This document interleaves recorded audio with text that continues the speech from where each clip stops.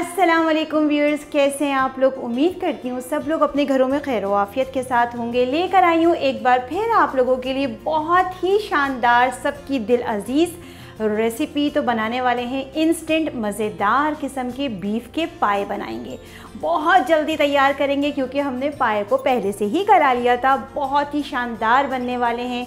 सर्दियाँ आती हैं तो दिल करता है कुछ ना कुछ गरम खाया जाए, तो पाए तो बहुत ही फ़ायदेमंद भी होते हैं और बहुत ही गरम रखते हैं आपकी बॉडी को। बहुत ही मज़ेदार जूसी बनाएंगे, झटपट तैयार करेंगे, खुशबूदार और मज़ेदार। तो चलें स्टार्ट करते हैं।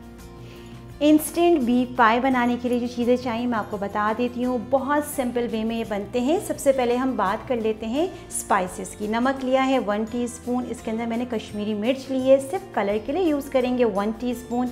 हल्दी पाउडर लिया है 1/2 टीस्पून। भुना कुटा हुआ ज़ीरा है 1 टीस्पून। रेगुलर वाली मिर्चें हैं 1 टीस्पून जिसके अंदर स्पाइस होता है। इसके अंदर मैंने सौंफ ली है 1 टेबल स्पून, इसको मैंने पीस लिया था ग्राइंडर में डाल के, एक पाउडर बना लिया है सौंफ का। धनिया पाउडर लिया है 2 टेबल स्पून, ये अच्छी क्वालिटी का हमने यूज़ करना है। अच्छा, अब हम बात करते हैं खड़े गरम मसाले। ये वो मसाले हैं जो ऑलरेडी मैं यूज़ कर चुकी हूँ, लेकिन आपको सिर्फ बताने और समझाने के लिए दिखा रही हूँ। जब मैंने पाए उबाले थे उस टाइम मैंने 2 दालचीनी की स्टिक डाली थी, 3 तेज़पात के पत्ते डाले थे, 2 बड़ी इलायचियाँ ली थी, 1/2 टीस्पून इसके अंदर मैंने काली मिर्ची ली थी और तकरीबन 10 से 12 लौंगी ली थी।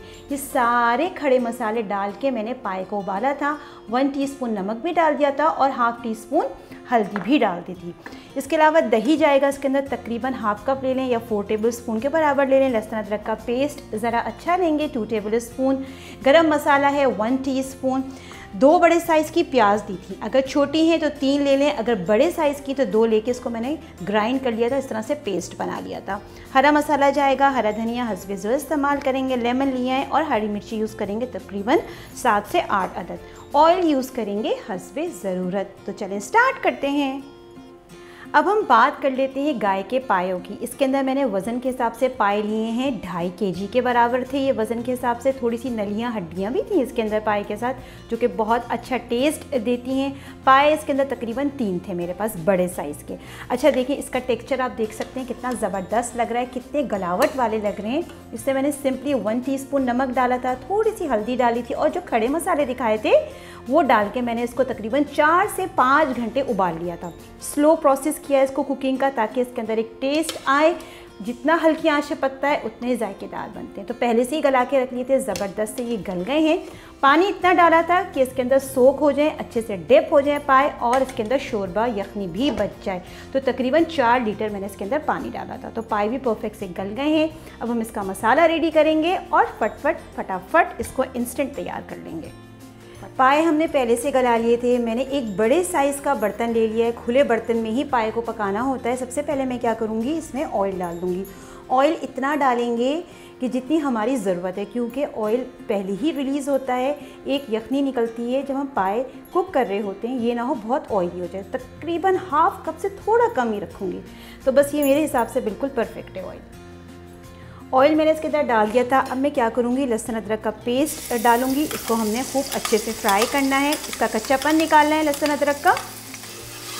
लहसुन अदरक डाल के मैं इसको अच्छे से भून रही हूँ। खड़े मसाले का इस्तेमाल नहीं किया क्योंकि ऑलरेडी यूज़ कर चुके हैं जब हमने पाया को गलाया था। अच्छा, जब तक ये भून रहा है साथ ही हम क्या करेंगे, प्याज भी साथ में ही डाल देंगे। जो कच्ची प्याज है ना, इसकी भुनाई भी करना बहुत ज़रूरी होती है।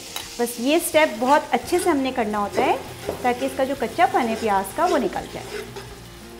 प्याज मैंने इसके अंदर डाल दी है। इसके अंदर हमने डाल के इसको पकाना है इतनी देर के प्याज का एक कच्चापन जो होता है वो निकल जाए। वो कैसे पता चलेगा कि एक अच्छी आपको भुनने की खुशबू आने लगेगी और थोड़ा सा ऑयल सेपरेट होना शुरू हो जाएगा, तो यही इंडिकेशन है। लेकिन पहले थोड़ा सा हम प्याज को भूनेंगे, उसके बाद हम स्पाइसेस डालेंगे। प्याज डालने के बाद मैंने इसकी भुनाई काफ़ी हद तक अच्छे से कर ली है। जो रिमेनिंग रह गई है वो मसालों के साथ अच्छे से भुनाई हो जाएगी। अच्छा, अब इस पॉइंट पे मैं इसमें डालूँगी दही। दही चला जाएगा इसके अंदर। दही मैंने इसके अंदर डाल दिया है। अब मैं क्या करूँगी, जितने भी स्पाइसेस हैं जो मैंने प्लेटर तैयार की थी, ये सब एक साथ चली जाएगी। तो बस इसको भी हमने क्या करना है, अच्छे से भूनना है। बिल्कुल भी कच्चे पानी का इस्तेमाल नहीं करना है। जो यखनी जो स्टॉक बचा हुआ है थोड़ा सा मैंने निकाल लिया था, वही मैं इसके अंदर डालूँगी और इसको डालने के बाद मसालों को अच्छे से भूनूँगी। अगर थोड़ा सा भी यखनी नहीं डालूँगी तो ये होगा मसाले नीचे की तरफ लग जाते हैं। तो भुनाई के लिए थोड़ा सा हमने स्टॉक को यूज़ करना है। तो बस मैं इसको अच्छे से मिक्स करूँगी और इसकी अच्छे से भुनाई कर लूँगी। मसाले डालने के बाद मैंने इसको तकरीबन 4 से 5 मिनट के लिए अच्छे से भून लिया है। देखिए थोड़ा थोड़ा तेल भी सेपरेट होना शुरू हो गया है। बहुत ज़्यादा ऑयल का इस्तेमाल नहीं किया था, इसलिए आपको ज़्यादा नहीं दिख रहा होगा, हल्का हल्का सा दिख रहा है, क्योंकि जो हमने पाए बनाए हैं उसमें ऑलरेडी ही इस कदर ऑयल होता है, तो ज़्यादा हमने यूज़ नहीं करना है। तो अच्छा, अब मैंने क्या किया है, जो मैंने पाए रेडी करके रखे थे मैंने सेपरेट कर लिए हैं। पहले मैं पाए डालूँगी इसके अंदर। बिस्मिल्लाहिर्रहमानिर्रहीम। सारे पाए चले जाएंगे। डालने के बाद इसको हल्के हाथ से हमने मिक्स करना है, क्योंकि पाए ऑलरेडी हमारे गले में। थोड़ा सा मसाले के साथ इसको हम पकाएंगे।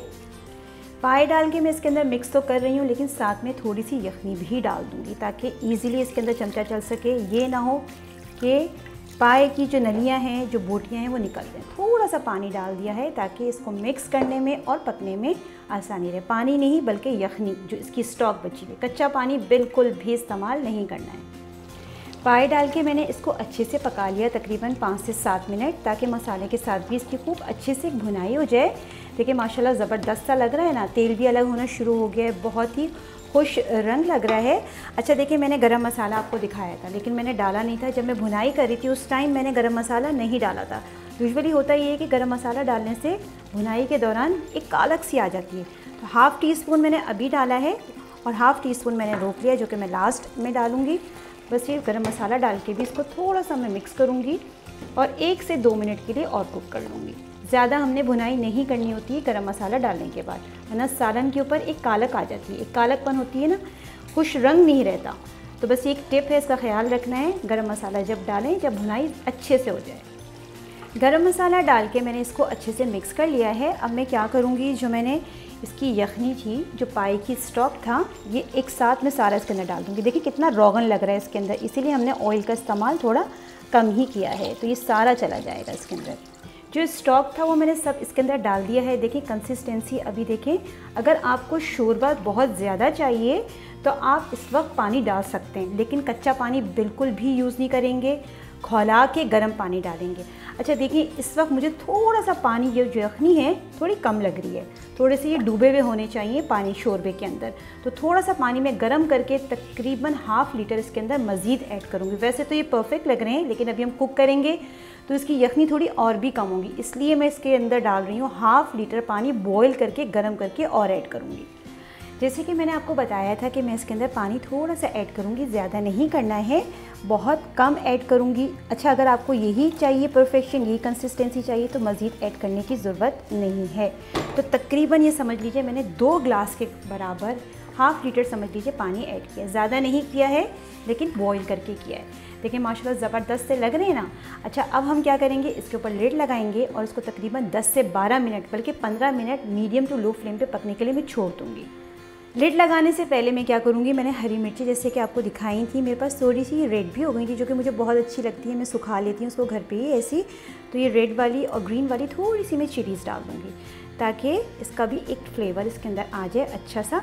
अच्छा, नमक देखिए, मैंने जब बॉईल किया था 1 टीस्पून जब डाला था, और जब मैंने इसकी जब मसाला रेडी किया तो 1 टीस्पून मैंने इसके अंदर डाला है। तो मैं इसको भी चेक करूँगी, अगर नमक कम होगा तो हम और ऐड कर सकते हैं।